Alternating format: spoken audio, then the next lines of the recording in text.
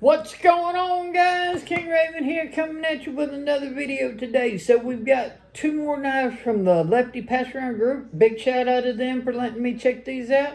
We've got a Bestech and we've got a Kizer.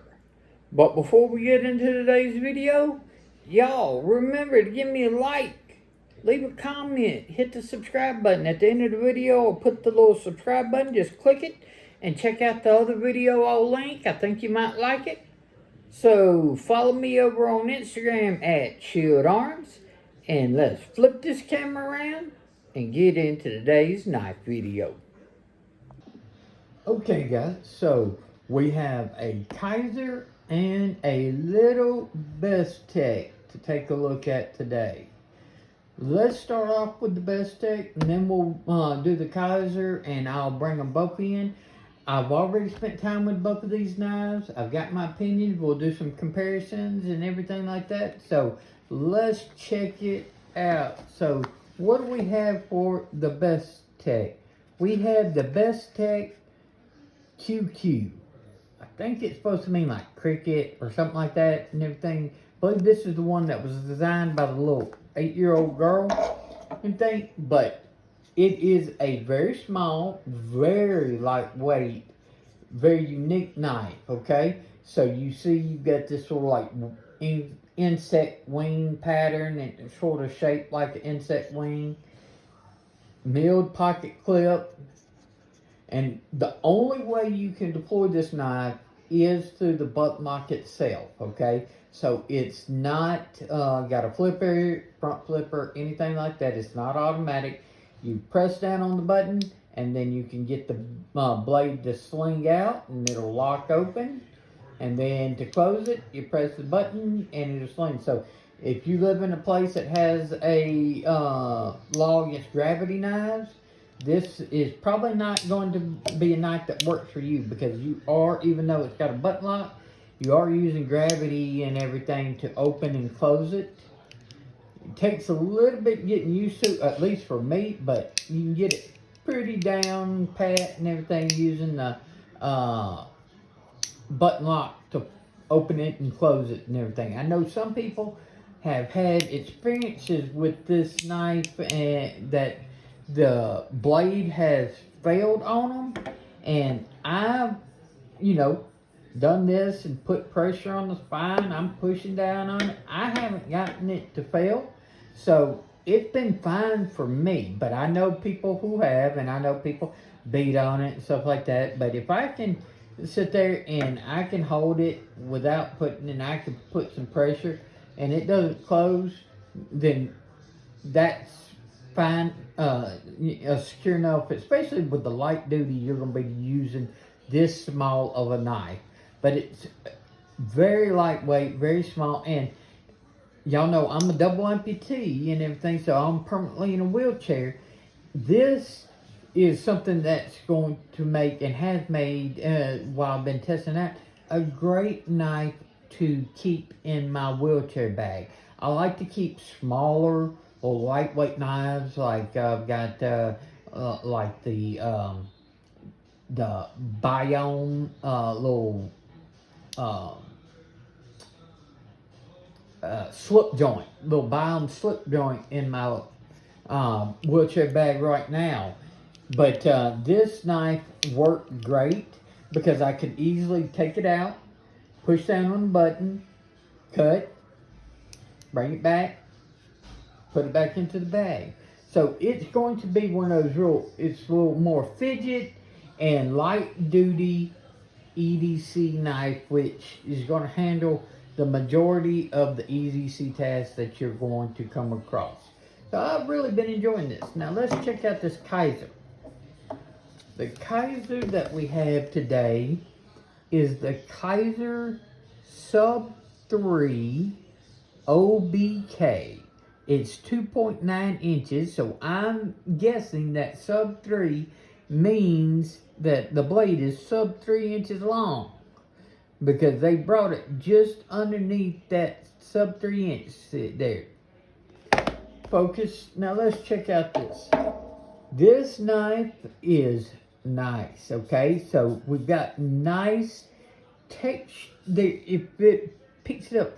There almost feels like almost like an orange peel texture on this handle. It's just got a little bit of grip to it, but it's not got any like milled texture in it. It's just the actual finish on the metal itself. Okay, I believe these handles are aluminum, is what it said right down here. Aluminum, and it's got the clutch slot and 154 cm blade. So nice texture on the handles. Deep carry pocket clip. It's not reversible because there's 2 screws on this side, only 1 screw on this side. So your lefties, sorry on this one, even though it's an ambidextrous clutch lock, dual thumb studs, they didn't put a way to mount the pocket clip onto the other side. I don't know why, but you know, that's just the way it goes.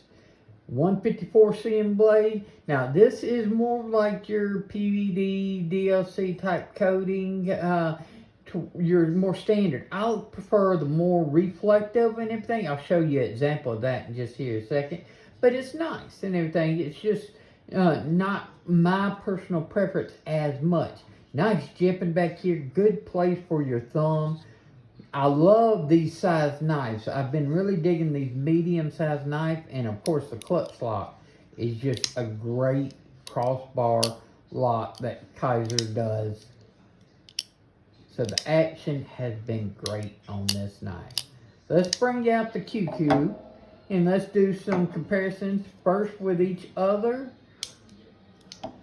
and then we'll bring out some other knives. Standard affair first would be like the PM2 and the Pair 3. So as you can see, both of these are smaller knives, both being smaller than the Pair 3. But as you can see, that Sub 3 OBK has almost the same blade length as far as sharpened blade length as the Pair 3. Let's bring out a couple. Let's do this is what I'm talking about. This is the QuQu Pulsar. You see how that's more reflective DLC? I like that better than these in my personal opinion. I'm not huge on black blades, but when I do, I prefer it to be more along these styles. So just take that as a just personal preference, because these have been great. Let's do the Benchmade bug out. So as far as sharpened blade lengths, the Sub 3 OBK is a little bit shorter than the bug out. And let's bring, let's see here. Let's do like the Vosted Raccoon and the Civivi Altus. Nice little small button lock. You can definitely see how small that QQ is, because this Sub 3 OBK, you're looking at about similar size as the Altus, and sharpened blade length, the Raccoon's got it about a little bit and everything, a little bit longer, but the blade is definitely longer because you've got this bigger choil area on the Raccoon itself. Okay, so fit and finish, lightweightness, everything like that, these are great EDC knives. If you're a big fan of the crossbar lock, this Sub 3 OBK, it has been excellent. It's just a classic knife design. I mean, it's not doing nothing new, nothing abnormal. It's just doing a nice medium-sized knife well. Okay, so you've got good lock, good blade shape, good materials. and Kizer does great prices. Now this has a little bit more uniqueness to it, and some people might think it's a little bit more gimmicky, but it works as a light duty EDC knife. I had no complaints with the QQ whatsoever. Let's flip this camera around and wrap up today's video of the Bestech QQ and the Kizer Sub 3 OBK. So guys, what did you think about the Kizer Sub 3 OBK and the Bestech QQ? If you like these designs, I say go with it. The materials, the fit and finish, everything, they're great and everything. Me personally, I've got several knives very similar to this, so I don't know if I would be going for one of these myself.